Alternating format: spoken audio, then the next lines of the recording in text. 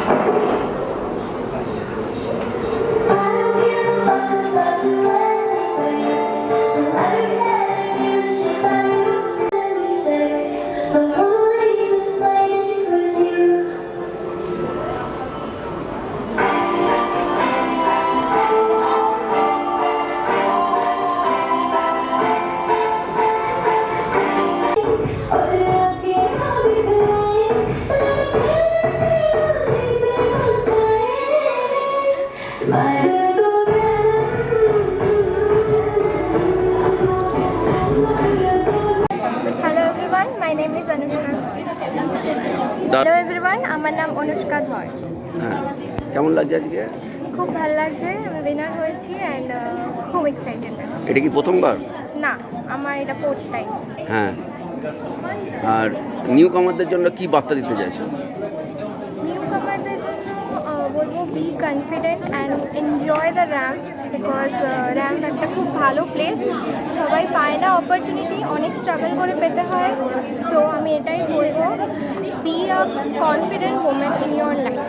সবাই confident, but র্যাম্পে হাঁটার জন্য সবার অ্যাটিটিউড দরকার, কনফিডেন্ট দরকার।